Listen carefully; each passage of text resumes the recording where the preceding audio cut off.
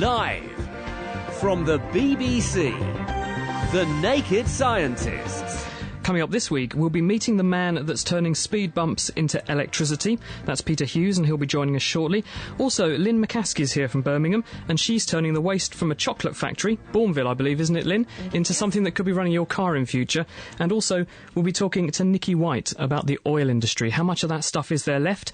Where do we get oil from? Where does it come from? And what can we do with it? Hello, my name's Chris Smith, and if you would like to join in tonight's programme, 08459 25 2000 is the phone number. You can email me, chris@nakedscientist.com, and you can send us a text as well. The text number's 07786 20 1960. Also here to help me this evening is Phil Rosenberg. Good evening, Phil. Hello, thanks Chris. Also in today's news, we're going to be looking at a CAT scan of HIV. This is going to be the closest look ever at an individual HIV virus. Pretty impressive stuff. We've also got an online virtual counsellor that's going to convince you to quit smoking. And we're also going to be looking at the Pioneer spacecraft that have gone actually way off course at the moment. Also, in today's final piece, we're going to be looking at the Japanese space agency mission to a big pile of floating rubble. So listen to that shortly. And if you would like to ask us any other questions on anything general science, 08459 25 2000 is the phone number. Lines do get busy. Get your name in the hat to have a go at any old question right now. 08459 25 2000. The Naked Scientist Podcast, brought to you by thenakedscientist.com. We're kicking off, as we always do each week, with a look at some of the other major science news stories coming in from around the world. And here's one which is quite close to home. Ruth Welsh is at the University of Loughborough and collaborating with colleagues in Monash University in Australia. And she's been looking at an intelligent way to save your life in cars with seat belts, because it turns out a recent study that she's done has shown that people over the age of 65, and especially women, are very, very susceptible to injury caused by seat belts. And that's because as you get older, and especially if you're a woman, bones become thinner, and therefore you're more likely to have damage unleashed on them if you're very rapidly decelerated in a car by a seatbelt snapping shut across your chest, for example, very, very fast. How do you get round the problem? Well, they've teamed up with they've actually had added to this story some interesting findings from Cranfield University, where car manufacturers Nissan have teamed up with these guys at Cranfield, a chap called Roger Hardy there. They've produced something which is essentially a finger scanner, and you'll be able to put your finger into a hole, say on the top of the gear lever or somewhere else on the car, and it will work out how thin your bones are on the basis of scanning your finger with ultrasound, and it will then reprogram the car's safety procedures, so it will work out how quickly to deploy the airbag and how quickly to tell the seatbelt to snap shut or lock. So in other words, if you're obviously a little bit on the frail side, then the seatbelt will kick in slightly more gently than if you're a more robust, strapping rugby player, and that should stave off a few of these injuries. What they're talking about doing is plumbing this into the ignition system on the car so that you'd have to be scanned first, and every passenger perhaps in the car, before the car could move off. Phil? OK, now, you would have thought that nowadays we actually can send a space mission up into space and get it pretty much on target. We've sent, dozens out there, and most of them nearly, seem to get there on target in the right place at the right time. However, the Pioneer spacecraft seems to tell a bit of a different story. Pioneers 10 and 11 were launched in 1972 and 1973 to go out and tour the outer planets of our solar system. And NASA's actually still in contact with Pioneer 11, so that's over 30 years later, still in touch with that one. Are they running on solar, Phil? They're not actually, they're running on nuclear fuel, so it's essentially a plutonium source that's on board, and the heat from that plutonium source generates electricity, which then powers the spacecraft. But the big problem with them, as I say, big problem, is that they're both hundreds of thousands of kilometres off course. They're not actually looking at planets anymore, they've been there and done that, but we can't really understand why they are hundreds of thousands of kilometres in the wrong place. And there's a guy called Slava Turishev who's actually now started a process to actually find out why this could be. Now, to do this, he actually had to hunt down data from all the way back in the 1970s when these spacecraft was first launched. He's managed to find reels of magnetic tape that were stored underneath stairs in NASA's Jet Propulsion Laboratory. He's also managed to find 60 filing cabinets worth of floppy disks in the Ames Research Centre. But has he found the answer as to why it's off course? Not yet. He's still doing the work. So, I mean, is there any rational explanation? Is it just gone off in the wrong direction, or is there something funny happening in space that we can't account for? Well, there are two main sort of theories. The first is that it's something perfectly normal. It's either when you track all the little thruster movements throughout the whole mission, it adds up to displace the spacecraft by this 400,000 kilometres that they're off course. Or possibly it could be that the nuclear power source that we mentioned earlier is actually emitting radiation in one particular direction that's slowly pushing the spacecraft off course. Now, this is all going to be accounted for once we actually get all this data together and analyse it all thoroughly. However, there's one other theory, and that is that actually, possibly, our theories of gravity are not quite right. Some people argue that possibly Newton and Einstein afterwards actually could have been slightly incorrect, and that we could need to tweak their theories a little bit just to account for this change in the Pioneer spacecraft. And actually, other spacecraft now that have gone out to the outer solar system are starting to show similar trends to the Pioneer ones.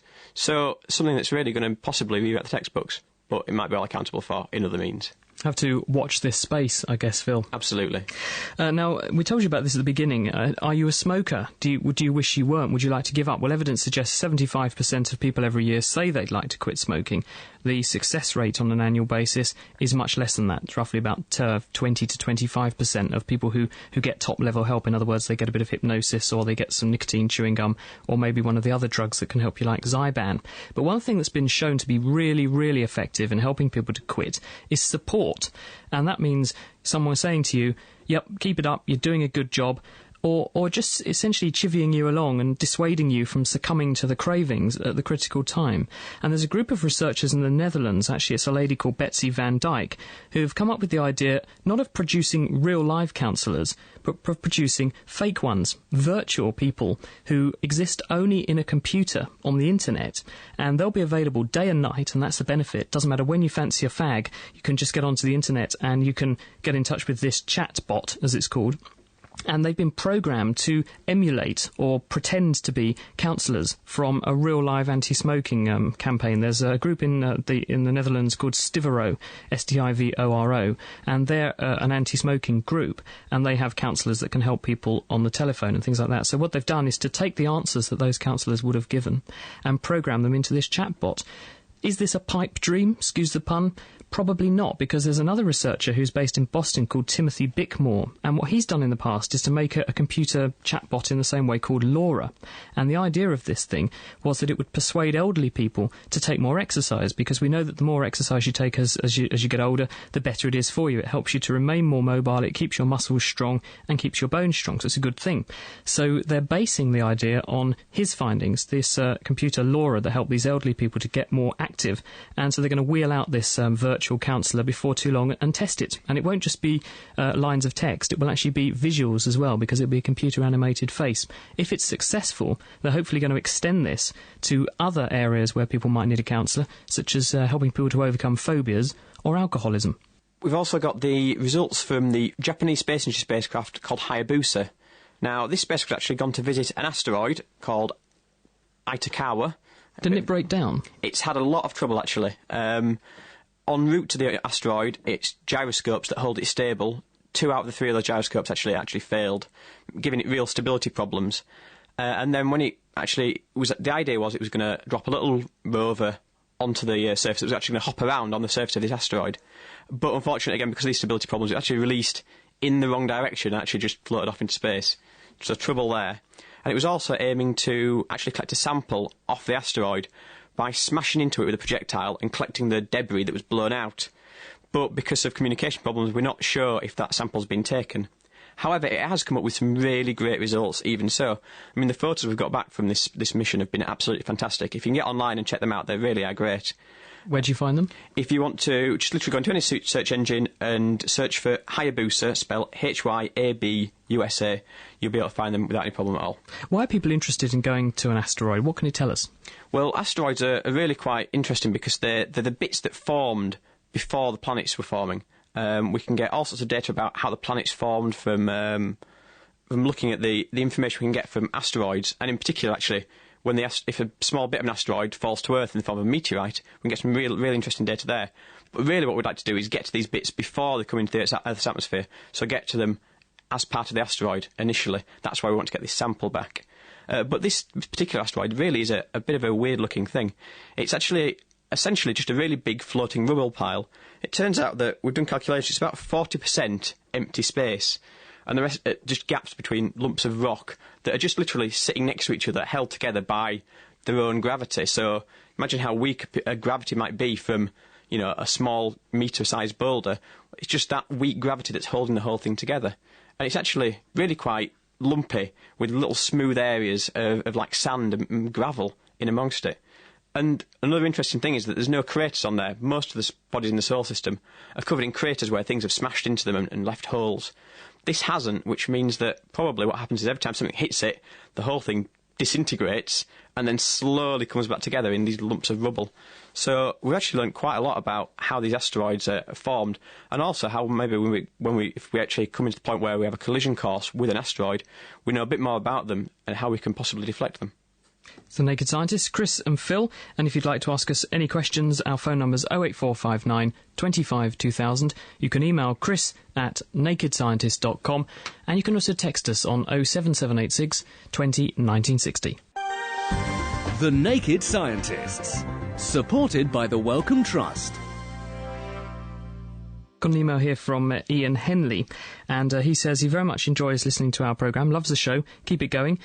He does say, I must correct an explanation I gave for the reason for seasons, so the reasons for seasons, which was on the 11th of May. I think I confused people a little bit. What I said was, I was confusing two things. I confused something called Milankovitch cycles with general seasons. Now, the reason we have seasons is because the Earth is tilted on its axis, and the Earth's orbit is currently almost perfectly circular around the Sun. And because the planet is tilted slightly, on some points of that circle around the Sun, the top half of the Earth is tilted towards the Sun, and therefore more sunlight hits that part of the Earth, and as a result of it being exposed to more sunlight, that means more energy, more heat, higher temperatures, that means summer. On the other side of its orbit, on the other hand, the Earth is therefore tilted. Our part of the Earth, not the southern hemisphere, is tilted away from the Sun, and that means we have shorter days, less sunlight means less heat, therefore it's colder on average, and we have a winter time. Now, occasionally, over the course of Earth's 4,500 million year history, its orbit isn't perfectly circular, and it goes in an ellipse around the Sun, and that means that on certain parts of its travel, it gets more heat than others. And this can provoke other changes. These are referred to as Milankovitch cycles, and this can change the weather patterns a little bit more. And I sort of merged the two together before, so I apologise if I misled anyone on that a couple of weeks ago. So thank you very much to Ian Henley for bringing that to my attention. Now, I mentioned at the beginning that researchers managed to get their closest ever look at HIV this week, and this is a fantastic piece of research. It's been carried out by Ken Rue, who's at Florida State University in the US, and really this gives us a handle with which to get hold of HIV and hopefully stimulate people to get towards that elusive vaccine, because it's been 25 years this year since the first cases of HIV were diagnosed, and in fact the figures make very gloomy reading. There have been at least 25 million deaths since that time, 40 million people are currently infected with HIV, and about 4 to 5 million new cases are cropping up every year. And in fact, if the present rate of infection continues, we're going to see about 100 million people infected by 2010. When you think that pandemic flu, which everyone thinks is a major disaster, killed only 40 million people, well, HIV has already beaten that. So what has Ken Rue done? Well, what these guys did was to immobilise some virus particles in a microscopic ice cube. What you do is to float a tiny drop of water containing the virus particles onto a very small copper grid, and then you very, very quickly freeze it down. And it produces a flawless ice cube around the virus, and then you can look at it under an electron microscope. And the electron microscope is a process called cryo-electron microscopy tomography, and this builds up a three-dimensional picture of the virus. And what they found is it looks a bit like a meatball with spikes sticking out of it. And these spikes are really, really interesting. They measure about 1/100,000th of a millimetre long, these spikes. They're absolutely tiny. But they're like miniature grappling hooks that enable the virus to latch onto the surface of a cell and then get inside it, and that's how they infect us. And because they can do it that way, researchers think they're a really important target for trying to get the immune system to attack, because if you can neutralise those spikes, you might actually be able to stop the virus in its tracks. Actually, there's one other interesting thing they found about these spikes, and that is that we always thought these spikes, because people had a vague idea, we knew they were there, we thought they looked a bit like a lollipop, a stick with a big round blob on the top. But what this new piece of research has shown is that that's not true at all. What they actually look like is a tripod with a big head on the top. The stalk has actually got 3 legs, and what Ken Rue says is that hopefully now synthetic versions of these spikes could be used to provide researchers with a better target against which to try and make vaccines or drugs to try and work out how to tackle this problem. Phil? We've got a quick email here from Bruno Schwarzbach. He says, amazed to find such nice broadcasts do exist on the internet. Thanks a lot. That's Bruno from the Czech Republic. Thank you very much, Bruno. Now let's head over to our kitchen science. Derek is in Hills Road Sixth Form College, and he's with Chris Muirhead from Birmingham University, and Gemma and Will. So, Derek, what are you up to? Hello there, welcome this time to Hills Road Sixth Form College. We've come here with some new Naked Scientist colleagues of ours who are new recruits to the show to do some live experiments for us. So I wonder then if you, the new recruit, could tell me who you are and what you do, please. OK, I'm Chris Muirhead and I'm a lecturer at Birmingham University in the School of Physics and Astronomy. OK, and we have got some seriously amazing experiments that Chris has set up for us that we're ready to do. So just hang on for those. We've also got some fantastic participants here from Hills Road Sixth Form College. Guys, could you just tell me your names and what year you're in, please? Gemma Raven in Year 12. William Brooks, Year 12. OK then, right then. So what we have here is a big pot of some stuff. It's in a cylindrical kind of canister, which is about 2 feet tall and 10 inches across. And Chris has actually got some pretty amazing experiments ready to do with this stuff. So, Chris, what are you about to do? Well, I'm just about to take a piece of ordinary garden hose, which you can see is a fairly soft, flexible piece of material, and I'm going to lower it into this liquid, and we're going to see what happens to it. OK then, and Will, tell me what you see. Well, it's all spurting out everywhere and frothing over, and it's coming out the end of the tube, which is above the level of liquid. Yeah, OK then, and so we've dropped it in there. Now what, Chris? I'm going to take it out, and you're going to see what's happened to the properties of this material. What you can see here is that the material has now gone completely hard and solid. Instead of being flexible, it's absolutely rigid. And just to show you how rigid it is, I'm going to take it and I'm going to smack it on the floor. OK, Gemma, tell me what happened. It's in lots of little pieces on the floor. OK, yeah, so Chris basically smashed that thing on the floor, and we are now pretty much treading on tiny pieces of shattered garden hose. So that went from being bendy to being very, very solid. We're going to find out, though, what was going on there. So, Chris, please give us a bit of an explanation. Before I tell you exactly about what happened to the garden hose, perhaps we ought to spend just a few minutes thinking about what we as scientists mean by low temperatures. What you probably mean by low temperatures is what happens when you open the door of your fridge and it's cold in there. And that would have a temperature of perhaps a few degrees above freezing point. Now, from our point of view, that is really warm, and far too warm to enable us to do some of the experiments that we're going to show you today. So you mean your point of view as a scientist working with this kind of stuff? Yeah, that's really very warm stuff as far as we're concerned. Now, if you go out into a really, really cold day in the Antarctic, perhaps I could ask our friends here from the college what you think would be a really cold day in the Antarctic. So what do you think is the coldest the Antarctic ever gets? Will, what do you say? About minus 100 degrees. Not quite so low as that, about minus 89 degrees, and that's the coldest temperature that had ever occurred or ever recorded to have occurred naturally on Earth. If you go down now to minus 196 Celsius, the air around you will turn into a liquid. Now, we can't quite show you liquid air, but what we've got in this bucket that I was demonstrating earlier is liquid nitrogen. We've mentioned liquid nitrogen there, Chris. Now, I wonder if these guys have heard of liquid nitrogen at all. Gemma, have you ever heard of that stuff? Yes, we had a few demonstrations at school. OK, so they've already seen it. Very good. OK, then. But the question is then, how does it work? Why is it a liquid? It's a liquid because when things are hot, the thermal energy causes them to move around very fast, and that prevents them from living close to each other, which they have to do in a liquid. And as you cool a gas down, the atoms move less and less rapidly, and eventually the attractive forces between the atoms hold them together in the form of a liquid. If you go even colder, they'll turn into a solid. Right. Now, I suppose the usual example for this would be water, wouldn't it? So when we have it at room temperature, it's a liquid. If we take it very cold, then it becomes a solid, which is ice. And then if we heat it up to 100 degrees, it becomes steam, which is the gas. That's absolutely correct. And what happens with the liquid nitrogen is that it turns from a gas into a liquid at this temperature of minus 196 Celsius. OK, then now, we took a piece of rubber hosing and we put it into that very, very cold liquid, and then we were able to smash it. It became very brittle, didn't it? So why did that happen? For a rather similar reason to the reason that a gas turns into a liquid. Temperature is a physicist's rather fancy way of saying jiggling around. And when you cool things down, they jiggle around less and less. When you take a piece of rubber and you bend it, it's important that the atoms can move past each other, because when you bend it, you're changing its shape and the atoms have to move. If you cool it down, the atoms become locked into position so that they can't move past each other and the material becomes very, very brittle.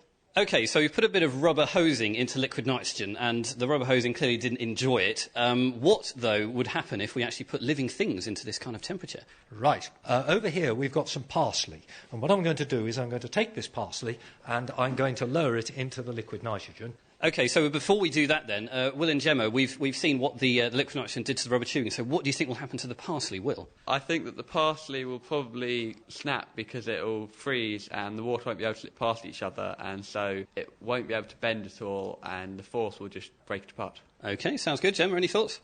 Just frozen parsley. Indeed. OK, you concur. All right then, so let's stick it in. OK, here we go. As far as the liquid nitrogen is concerned, I've just stuck something red hot in there. It's like sticking a red hot poker into some water, and it causes it to boil. Right, the parsley is now very cold, and we take it out. And there you are, parsley already put into your favourite dish. So what Chris has done there is just immediately rubbed it around in his hands, and it's immediately just all gone into lovely chopped bits, which I must say, if I'm cooking with parsley, would take me quite a while. So that's quite a good application of a culinary application of liquid nitrogen there. Absolutely correct. What you've got to be a little bit careful about is not to stick your fingers in there. If you put your fingers into liquid nitrogen, then your fingers will go solid, just like the piece of garden hose did.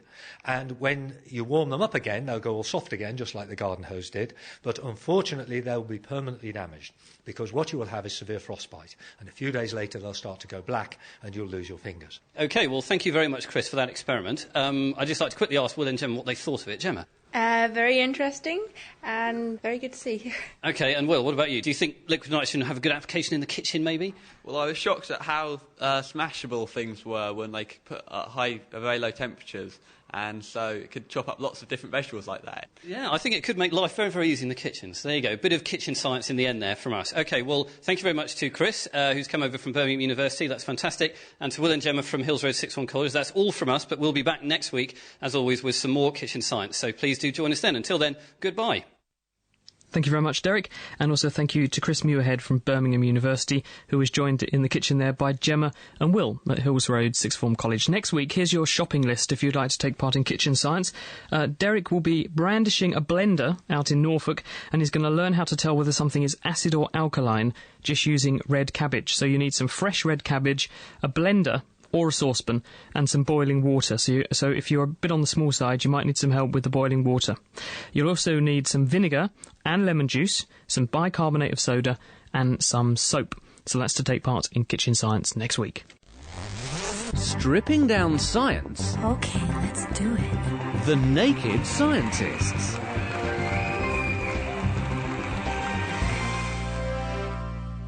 In just a second, we'll be having a quick chat to Adrian.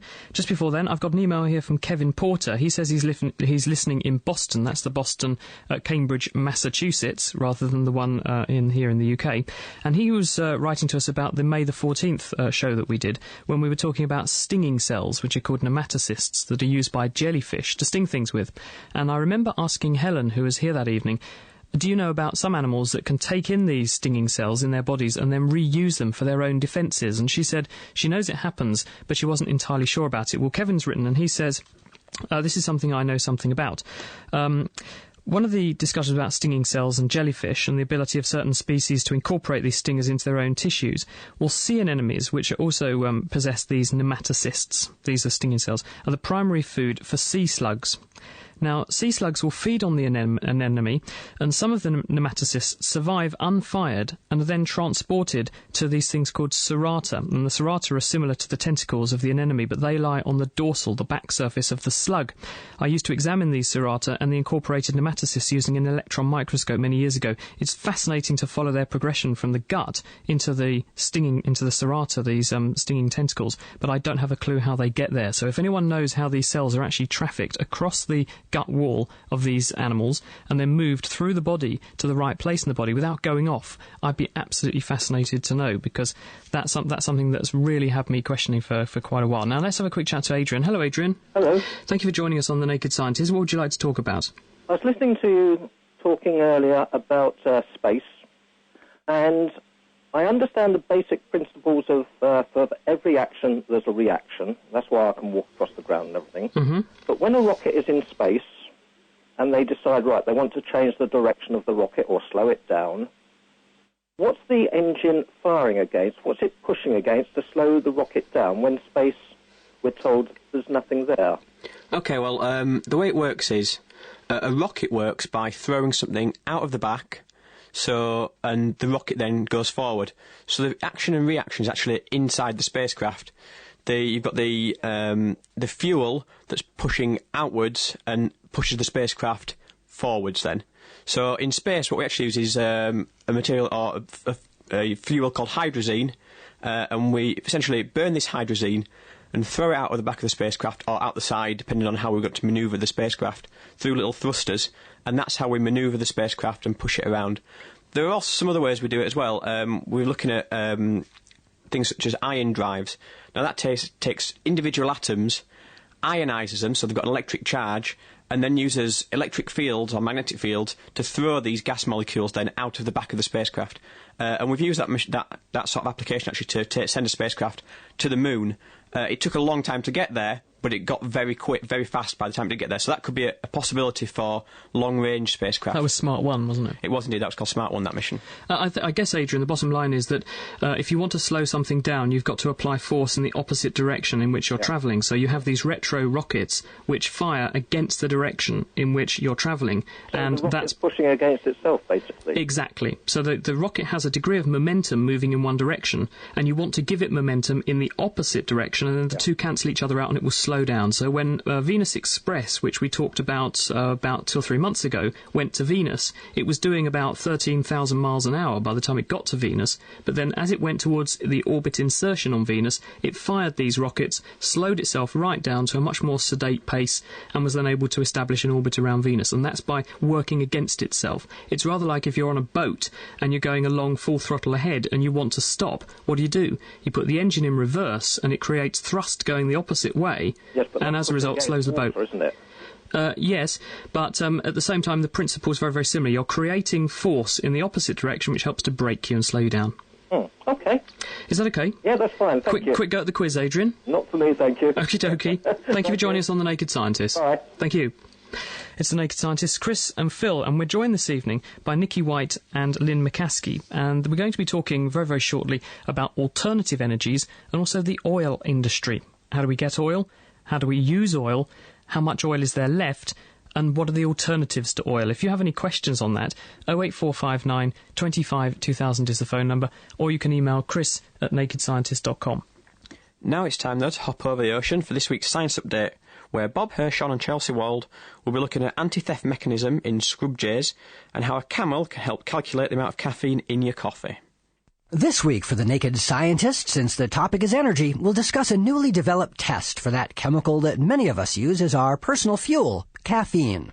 But first, Chelsea has this story about some new research from your neck of the woods. It involves some very energetic birds who will go to great lengths to protect what's theirs. Burglary is rampant among western scrub jays. That's why these small woodland birds hide their food. Now researchers at Cambridge University have found that they also keep close tabs on each other. Psychologist Nicola Clayton says that if a scrub jay hides his food when another bird is watching, he'll go back to check on it later. If the coast is clear, he'll move the food once. And if the same observer is still there, he'll move it several times to confuse the would-be thief. And if a new bird is there, he won't move it at all. To do so, they must not only recognise different individuals, but they must remember who was watching at a particular time. So the idea is that they're sort of keeping an eye on the competition, if you like. Which for a bird is a surprisingly sophisticated sort of paranoia. Thanks, Chelsea. And now to caffeine. If you sometimes worry whether that cup of decaf you got is really decaf, you'll be happy to learn that a handy caffeine detector for beverages may soon be on the way, courtesy of a llama. Why a llama? Well, along with camels, they're among the few species that make antibodies to caffeine that can withstand high temperatures. Protein chemist Daniel Crimmins and his colleagues at Washington University in St. Louis, Missouri, were able to use those antibodies to detect the caffeine in a hot cup of coffee. And then no longer needing to schlep around the camel or the llama to our favorite coffee house to do the measurement, we cloned the antibody sequence by standard molecular biology techniques, so we could make as much as we needed to. A llama named Very Senorita had the toughest antibodies, so they're using hers to develop a commercial product for home use. Next week, we'll be talking about one of our favorite topics, bacteria. We never tire of the amazing things they can do, like make the world's strongest superglue or survive Mars-like conditions. Until then, I'm Chelsea Wald. And I'm Bob Hirschon for AAAS, the Science Society. Thanks, Bob. If you want to hear any more science news from the AAACS team, you can go to the webpage www.scienceupdate.com. I've got an email here from Jessica Armstrong. She's listening in California. She says, my name's Jessica. I'm listening in California. I listen to your podcast while driving to and from work. I'm amazed you guys always find something fascinating to talk about. It's great to learn new things. Thanks very much. One here from Rob. He doesn't say where he's from, though. He just says, want to say how much I enjoy the show. It's great to have an intelligent, educational, interesting programme. He's a recent fan and he's looking forward to catching up on all the archives. So if you'd like to drop us a line, chris@nakedscientist.com is the email address. You can phone in live to the programme. Remember, Lynn McCaskey and Nikki White are here, and they're going to take your questions about oil and alternative energy and that kind of thing. 08459 25 2000 or chris@nakedscientist.com, or text us on 07786 20 1960.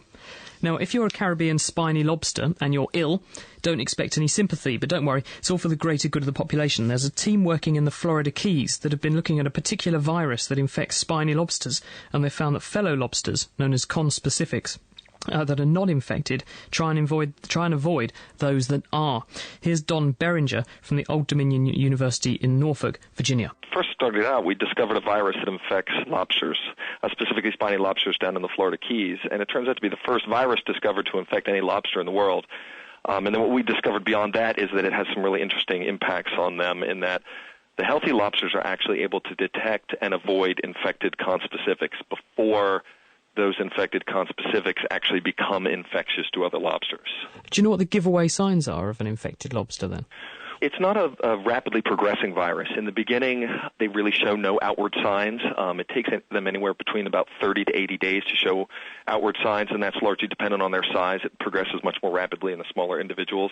But once they do begin to show signs, the signs are their blood turns a milky white color. Normally it's a clear with a gray or an amber tint. And then along with that, they start to become lethargic. They cease grooming. Their movement rates slow down, and eventually they don't move at all, and then they pass away. So they sort of turn into a scruffy lobster, first of all, but what is it that their conspecifics are able to spot about them that you think gives away the fact that they've got something wrong with them? Lobsters are very chemically sensitive, so we theorize that it's some type of a chemical cue that they're either receiving or not receiving from the infected individuals. But it might be a combination of visual and chemical cues, and that's one of the things that we hope to investigate here in the next year or so. So do you know roughly how many lobsters, if you just randomly sample the population, are actually carrying the agent? From our field sampling, and we do this yearly, there's a certain suite of sites that we establish as permanent sites that we go back to get an idea on whether it's changing in these areas. We also do a larger sampling throughout the Florida Keys each year, and the prevalence seems to stay in the range of about 5 to 8%. But those results are from actual looking at them visually and looking for the latter stages of infections. And then when we actually have gone out and subsampled populations in various areas and analyzed them using microscopic techniques, histology, it's slightly above that, but we were surprised. We thought when we do the histology that we'd find it much, much higher than that, but the histology might not be sensitive enough to pick up those really early-stage infections. Is it a threat to these lobsters, or is it just not actually making a major dent in the population? that's troubling too. We often get the question of, is this going to be the death knell for the lobster population? But one of the things we're not clear on is how long it's been in the population. What we do know is that the time that we've been aware of it conclusively and actually had an idea that it was a virus, the prevalence, again, hasn't changed dramatically. So that's one of the things we want to try and figure out. And hopefully, if we can figure out regarding whether it's a chemical detection, and if that chemical detection is something very specific to the virus, might give us an indication of knowing whether these two things actually evolve together or not, the behavior and this virus. Let's hope not, if you're a lover of lobster, at least. That was Don Beringer from Old Dominion University in Norfolk, Virginia, talking to me earlier. Stripping down science. Okay, let's do it. The Naked Scientists. Chris and Phil, and we're here with this week's edition of The Naked Scientists, in which we are talking alternative energy and the science of oil. And kicking us off on that topic is Nicky White. He's from the Bullard Laboratory at Cambridge University. Good evening, Nicky. Thanks for coming in. Hello, Chris. Now, tell us a bit about the science of oil, because it's something we all take for granted. We just go to the filling station and fill up. How much oil is being burned off every second around the world, do you know? That's not a question that's easy to answer. What I can say is how much oil we use annually. We use 30 billion barrels of oil. Is that worldwide? Of liquid, worldwide, yes. And how much actually is that? What's in a barrel? I should say what a barrel is, yes, that's a good question. There are 6 barrels of oil in a cubic metre. So a cubic metre is like a large box, basically, metre by metre by metre. So how much space underground is this that was oil and is now empty? Well, that's a complicated question. The best way to answer it is to look at the North Sea, and most people probably know that the North Sea is an important oil province. If you go out into the middle of the North Sea, there's about 200 metres of water, and underneath that water there are about 10 or 15 kilometres of layered sediment, so dirt basically. If you go down about 4 kilometres into that dirt, what you find is oil, but it doesn't occur in caverns. It occurs within the pore spaces of sandy rock, basically. So a sandy rock would have a porosity of about 30% or so, which isn't very much. Doesn't sound very much. And those pore spaces would be filled with oil. So how do we know where to go looking? Yes, that's the hard bit for the oil industry. The easy pickings were all onshore, and the main way in which they were found was through oil seeps, which occur at the surface. So that makes it very easy indeed. So the classic oil fields in places like Texas, Louisiana, and indeed the Middle East, which is a huge area for oil, and they were all found in that sort of easy way. And you can drill relatively cheap holes down to the oil. And they must have some kind of cap over the area with the oil in it to stop the oil floating up to the surface, so in other words, trapping it. Yes, there are several ingredients to all this. You need something to make the oil in the first place, but you certainly do need something to trap it at depth. So these sandy horizons, which have the oil within their pores, usually have an impermeable layer, like a layer of limestone or a layer of salt, for example, on top, which stops the oil coming out. So what's the difference between, say, oil and coal? Because they contain many of the same chemicals, don't they? They do indeed. They're both basically decayed organic matter. So if you decay organic matter in the absence of oxygen, you will get things like coal and oil. So why are they different? The main difference is that oil is formed from decaying algal matter primarily, which is something that's rather surprising, I suppose, whereas coal is mostly due to the decay of things like trees and plant matter. Why should there be that distinction? Is it obvious? The main reason is that when you decay organic matter, depending on whether it's trees or algal matter or indeed sheep, it'll have a different composition in an organic chemical sense. So that when you cook it, which is the primary thing you need to do to actually release oil or gas, what you produce in the cooking depends on the ingredient you start with to some degree. So, OK, we've got to the stage where we've made the oil. I presume most oil in this world is millions of years old, is it? Yes, so for example, take the North Sea, which is what we know and love next door to us. The oil there was made between 60 and 30 million years ago. That's when it actually So sort of end of the dinosaurs to fairly recently, really? Yes. And why is that the sort of cut-off? Was there just not enough biomass, plants and living things on Earth to make sufficient oil older than that? Is that why it sort of goes into that time period? Well, it's a little bit of both, but it's primarily because of the cooking time. So the layer in the North Sea that's the best source rock, which is the layer of organic matter, that's a layer which actually occurs in Jurassic times when the dinosaurs were roaming around. That's about 150 million years ago. That layer got progressively buried by later sediment pouring in on top of it, so it all sank down. And as it did so, it cooked up. And it just took all that time to cook. So it was basically ready between 60 and 30 million years ago. OK, so we have a porous sponge of rock which has got this stuff stuck in it. How do you get it out? Because, I mean, most of us have this idea of someone just sticks a drill bit down and then you see the old Wild West picture where loads of stuff comes gushing out the top of your derrick. But how does it actually get achieved? And in places like Texas, in the old days, that was all you had to do. And people drilled more or less at random until they found something, which can be expensive even on shore. The trouble these days is most oil is found offshore, and it's rather hard to find. And drilling holes offshore is extremely expensive. So if you drill a hole in, say, 3 kilometres of water off West Africa, you could pay up to $60 million per hole. So you kind of need to know it's there before you drill the hole. So what do?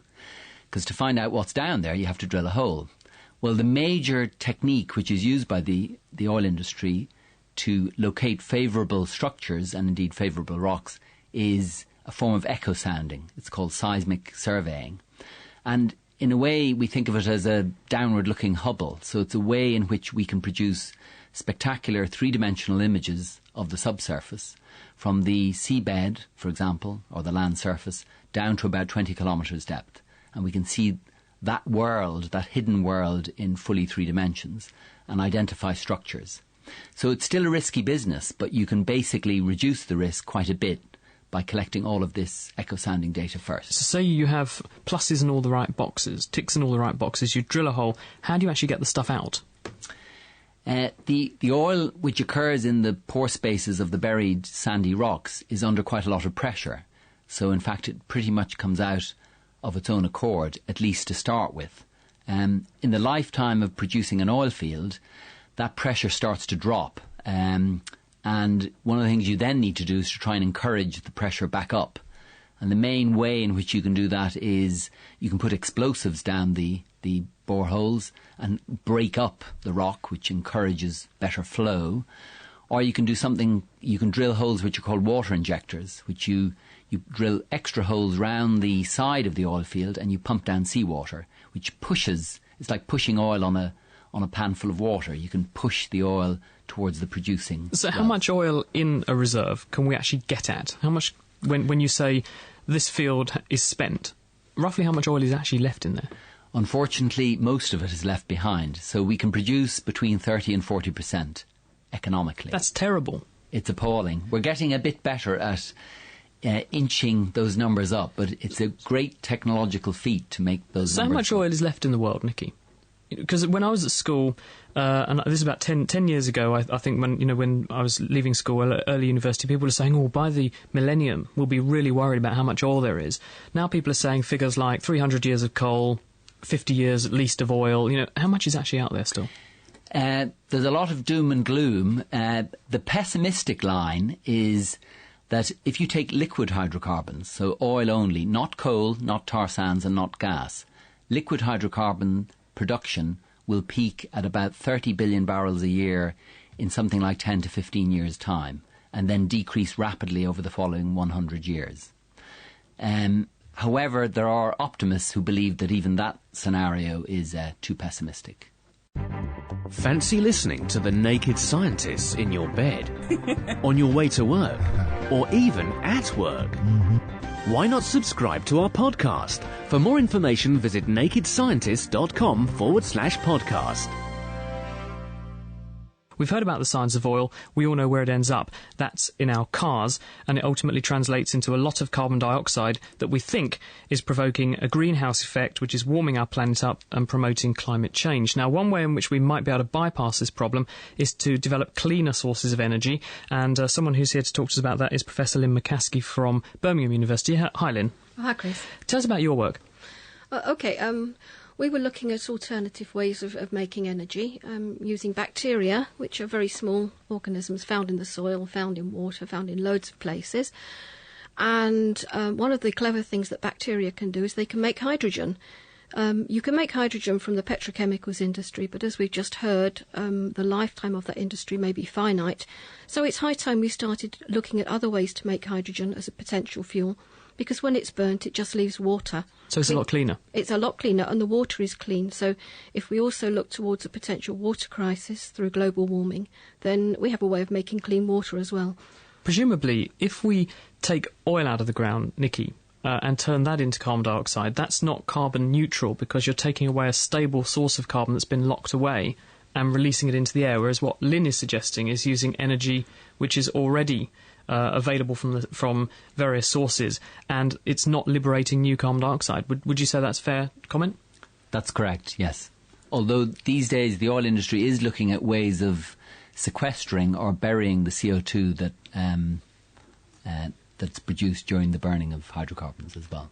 So then how does your technique actually work? Well, bacteria can eat sugars, and for this we were looking at sugars that would otherwise go to waste, may actually be buried and get back into the environment that way. This is an awful waste of sugar, it's a waste of energy. And since bacteria love to eat sugars, what we decided to do was to see if we could make them make hydrogen. Now, when we eat, we breathe out, and the bacteria do the same thing. They eat sugar and they breathe out, and they breathe out hydrogen. So in Birmingham, we've actually got the Cadbury plant not very far away. So we had a little project with Cadbury's to see if we could take some of their waste from confectionery, that's chocolate making, and feed it to bacteria and see if we could make the bacteria make hydrogen. How much do they chuck away that you could potentially be using? What's the sort of energy value that they're throwing down the drain each day, just because there's no way to use it at the moment? That's right, yes, it's actually very high in sugar, but if it was reusable, I'm sure they would reuse it. I don't actually have the figures to hand as to how much is actually thrown away. It might actually be recycled into animal feed, I don't know that information. But to be able to reuse the waste on site may have the potential to generate energy and offset some of their own fuel demands, and at the same time reduce the pressure on the national grid. How much energy can you generate, and how do you do it? Talk us through the actual nuts and bolts of how bacteria ultimately culminate in the production of energy. OK, it's a bit too premature to say how much could actually be done one day. I mean, at the moment, we could calculate that to run a house at a basal level, that's without cookers or heating, you could make a drum of perhaps 1 or 2 cubic metres full of bacteria. So that's the sort of level one would be looking at. The way they do this is they make the hydrogen, and you pass the hydrogen into a gadget that's called a fuel cell. And what the fuel cell does is it splits the hydrogen, and the electrons go off into a circuit and run a load, for example, an electric fan or whatever. And then at the other end, the electrons recombine with the protons from the hydrogen and oxygen from the air to make water. So actually it's possible to couple the bacterial vat into a fuel cell and couple that into an electrical device. How much space would this take up? Is it at the moment sort of feasible? Because obviously the beauty of what Nikki's talking about, oil, the energy locked away in a tiny amount of oil is huge. In order to produce a viable amount of hydrogen, how many barrels of bacteria would you need? It's a bit too soon to say that. As I say, we did a basic calculation where we calculated that you could probably run the background energy demand of a house on something that was about the size of a fridge freezer. How much fuel would you need to put into something like that? I mean, how much chocolate or some other sorts of sugar would you need to put into sort of fuel something like this to run a household or something domestic? You're looking at quite a lot, really. I mean, you're looking at bagfuls. So it's quite unlikely that the average house would generate that much sugar. I think at the moment we'd be looking at factories that produce very concentrated wastes and lots of it. But the next stage of the work would be to look at domestic waste and to see if, in an ideal world, one could recycle one's composting material into making hydrogen that you could then use into the fuel supply for the house. Do you have to genetically modify the bacteria to make them more efficient at doing this, or can you just find these bugs living naturally in the environment? You can usually find bugs in the environment if you go looking for them. Obviously, genetic engineering will help you to make better ones, but it's probably better to go with what nature has provided. And sometimes you can make bacteria breed. If you put them together, they'll breed, and you can end up with better strains by selective breeding rather than genetic modification.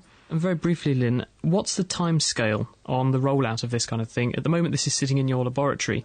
When will we expect reasonably to begin to see the first commercial viable uses of this technology? Well, the technology is likely to be installed in individual companies within 5-10 years. But for the hydrogen economy to really start to take off in a big way, I think we're realistically looking at 15 years, if not 20 years. Laying the facts bare, the Naked Scientists. We are talking about alternative energies this evening, and someone who's got a very interesting development up his sleeve is Peter Hughes. Hello, Peter. Hello, good evening. Thank you for joining us on the programme. Can you tell us about your invention? Yes, it's a very straightforward, simple invention. It consists of a number of articulating plates that fit in the road, and when a vehicle passes over them, it causes a mechanism to rotate that in turn rotates the generator, producing electricity. How much electricity must be the key question, Peter? Well, it depends upon the weight of traffic, the number of vehicles, their comparative weight, but we're talking in order of between 5 kilowatt hours and anything up to 50 kilowatt hours. Well, that's more than enough to run, say, a set of streetlights, isn't it? Oh, most certainly, yes. It would run several small houses, or alternatively, of course, it would light a lengthy section of the highway. Now, the obvious thing here is that traffic isn't going to be running over this continuously, so how do you soak up the extra energy that the cars produce in order to release it in a gentle fashion for street lighting and housing? We charge storage batteries during the period when we have a very heavy traffic flow, and when the traffic is light, we then use the storage battery facility to continue to power the lights. Now, what's the payback period on this? Because obviously it's very easy to lump down a bit of concrete to create a speed control measure that everyone hates. And in fact, we know that pollution goes up in the area where these things are as people sort of bounce over them and then accelerate. Your thing's obviously very complicated to plumb in, I presume, so and to build. So how long does it have to run for before it's paid for itself? It's between 3 and 3.5 years, and thereafter your energy is absolutely free. That sounds fantastic. So when's it going to be rolled out? We're rolling them out at the moment. We have inquiries from all over the world, a very large number from the United States and Canada, but many other countries, and we're starting to manufacture them as of now. Have you got a contract from Cambridge yet? Because I think you need one. Well, hopefully that will come in due course. So how much does each one cost to build? Well, we have a modularized system so that if, for example, you want to power a set of traffic lights, then you need a quite small unit, or you can power up to 4 traffic lights at a junction, and there we're talking in the order of about £15,000. If you want to do a far greater energy generation, then of course you can add modules on as you require them. And what about maintenance and the lifetime, the service lifetime? How long do they last? Do they clap out after 10 cars? Presumably not. No, I think it's reasonable to say that we reckon the life span of this device will be about 10 years. It depends, of course, on the level of traffic and weather conditions and many other things. But we reckon 10 years because most of the components used in this device have been tested in other applications over many, many years, and that they've shown themselves to have a very long lives indeed. Peter, thank you very much for joining us to talk about your invention. It's a pleasure. That was Peter Hughes, who's invented this electrokinetic road ramp, which we should be seeing rolled out actually around the world, but certainly in the UK within the near future. I've got an email here from Peter Barton, who's in Carbrook in Norfolk. He says, please can you or any of your extremely clever colleagues calculate how much extra fuel would be burned by motorists during the current World Cup campaign as a result of flying flags from vehicles, bearing in mind the increased drag? What do you guys think about that? No comment. They scare horses as well, allegedly. Right, Gordon's in Bury St Edmunds. Hello, Gordon. Hello. Hello. We're going to have to be a little bit on the swift side because we're a bit short for time, but thank you for joining us. What would you like to know about? Well, I'd like to know what happens to the great hollows we are leaving below the seabeds when we extract all this oil and gas.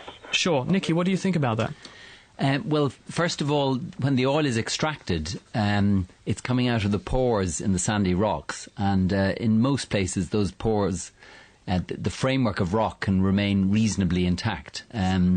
You do, however, in the long term, as you produce an oil and gas field, get some subsidence, and perhaps the most notorious example is in the Netherlands, where they don't really want any more sinking, but there's a very large gas field in the middle of the Netherlands called the Groningen gas field, and there's a lot of subsidence associated with that. But it's of the order. The same thing has been happening with coal fields, hasn't it? People's houses have been known to disappear into their garden because of... That's a little bit different, because what you're doing is actually excavating underground. So when the oil comes out, it's just it's seeping out of the pores, so you're not actually making a big hole down there. Does that help you, Gordon? Well, also, one commentator there said that we were pumping water in to increase the pressure to get the oil out. Now, this is taking water from the oceans, of course. Is this going to also equate with the global warming? Well, the amount of water that you're pumping back in is really very small compared with the volume of water in the oceans, so we don't really have to worry about that. Okay. Thank you very much, Gordon, for joining us on The Naked Scientist. Quick email here from Ruth. Phone call from Ruth. She says, following progress of solar panels, the best are 16% efficient. What's the score with this? Well, yes, unfortunately, they are currently only 16% efficient to about 20. Best ones yet I've seen in the order of perhaps 30% efficient. There's new research going to this now, actually, where people are working out a way of making them spit out far more electrons, the current, for one photon, one particle of light. But it's certainly experimental at the moment, and the thing is they're so expensive to build and they're environmentally costly to build that at the moment it's not like Peter's ramp. It's actually costing you far more to build them and run them than they actually ever pay back, so it's just not energy efficient. But look, I have to say a very big thank you to our two guests this evening. From Cambridge University, Dr. Nikki White, and from Birmingham University, Professor Lynn McCaskey, for coming in and talking to us about their research this evening. Thank you both enormously. It's been a great pleasure having you on the programme. Thank you to everyone at home for giving up your time listening to us this evening. Next week we're going to be finding out about the exciting world of the microscopic. So we're going to be zooming in on bacteria, fungi and viruses with Stacey F. Stathew, Ali Ashby and Liz Sockett. So if you have any questions about that, then get calling or email me, chris@nakedscientist.com. I'd like to say thank you to our production team here at the BBC, Petro and Holly and Anna, and to Phil for coming in this evening and helping us make the programme. Thanks, Phil. Cheers, Chris, and cheers everyone out there. Sorting out the sparks from the quarks. The Naked Scientists. For more information, get online at nakedscientists.com.